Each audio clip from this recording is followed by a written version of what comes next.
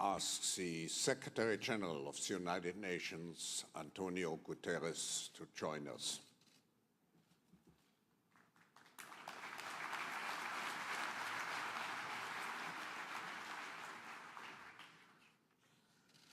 Your Majesties, Your Royal Highness, Excellencies, ladies and gentlemen, all protocol observed.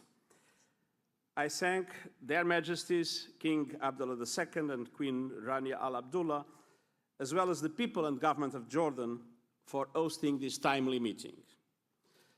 Your Majesty, it had been a pleasure to work with you across the decades.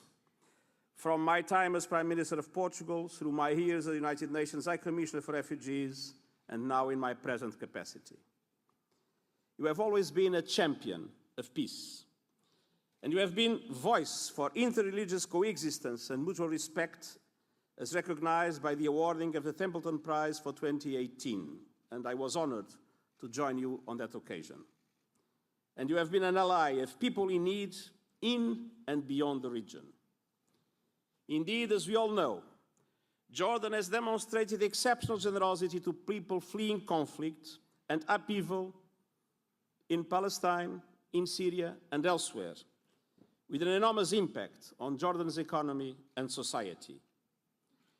2 years ago, I visited the Zaatari camp for the 5th time, and once again saw Jordan's generosity in action. This meeting of the World Economic Forum builds on other gatherings earlier this year, in London and Brussels, which marked the start of a new partnership approach between Jordan and the international community in pursuit of sustainable growth and self-reliance. In light of the pressures on the country, Jordan deserves strong solidarity from the international community. But let me also stress the bigger picture and brighter narrative. Beyond the impacts linked to the Syrian crisis, the Israeli-Palestine conflict, Jordan is also a country with large investment opportunities for private sector-led growth. And here, let me give you my personal example. When I was High Commissioner for Refugees, and in the context of the reform of the organization, we decided to create a global ICT center to support our ICT activities worldwide. We selected the country to do it based on costs, on the quality of manpower, and namely digital literacy, and also, evidently, on the infrastructure of the country. Jordan came first. The center was built, the results outstanding. So, to all those that are pondering an investment in Jordan, my message is very clear.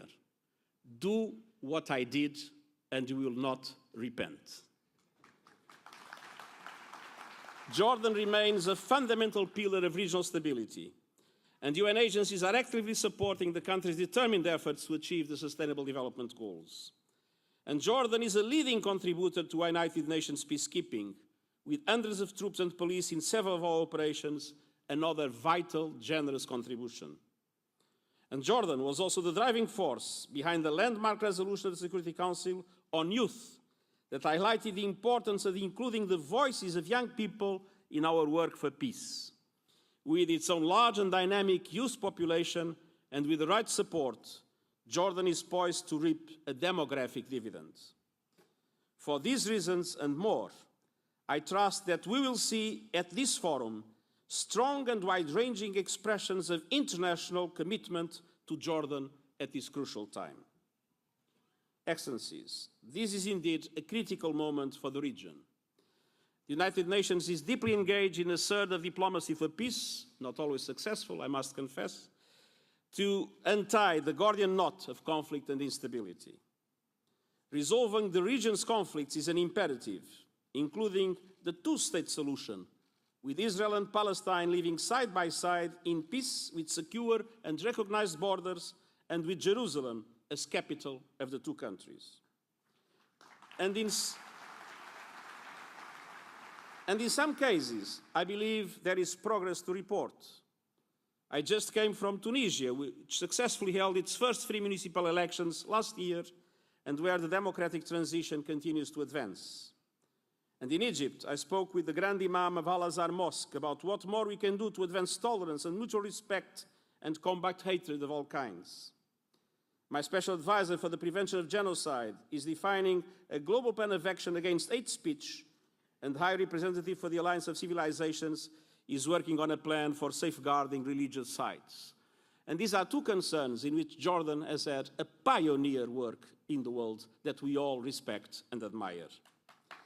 I am convinced that it is crucial to look at the Middle East and North Africa not only as an area of conflict, but as a region of opportunities.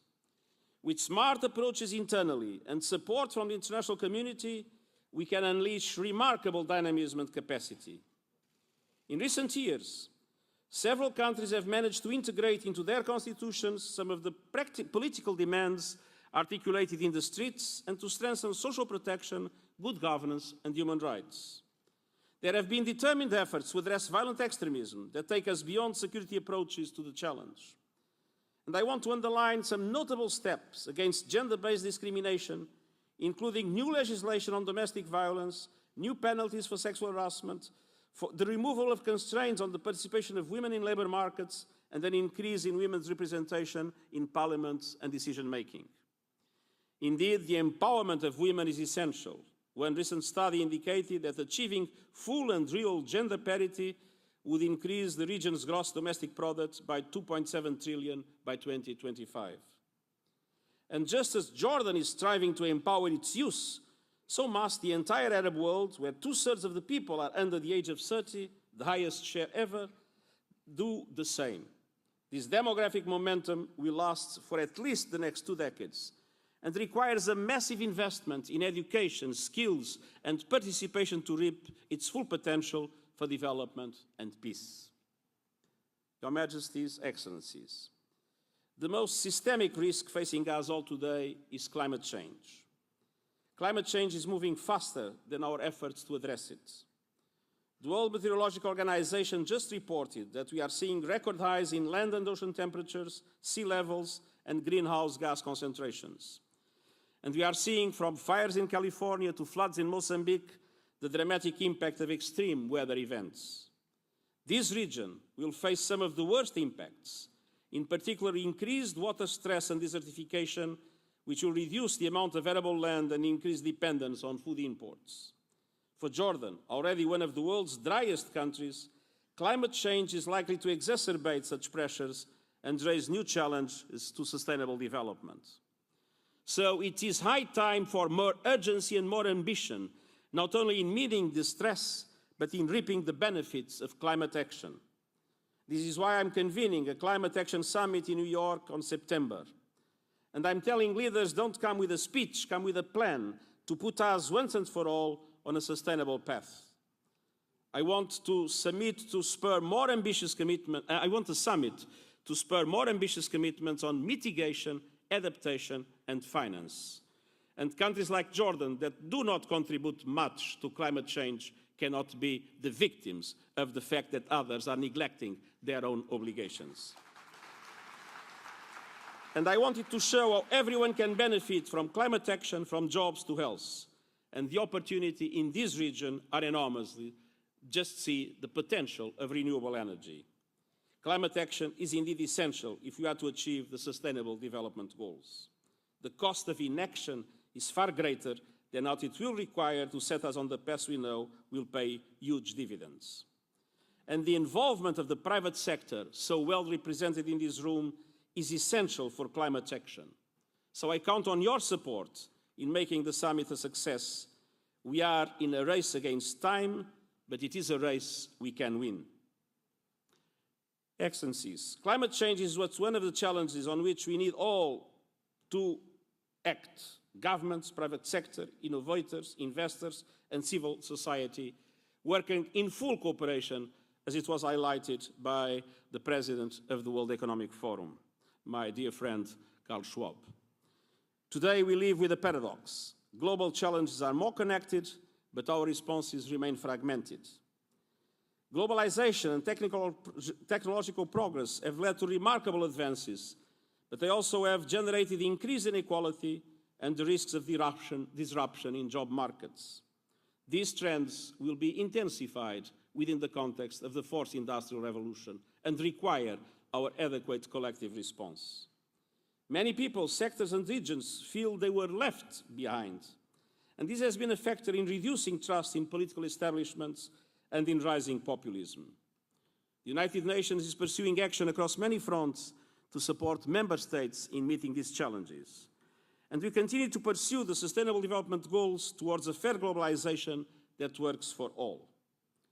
I am a multilateralist, and I am deeply convinced that there is no other way to deal with global challenges than with a smart, evidence-based global response organized in a multilateral way to benefit all. Thank you.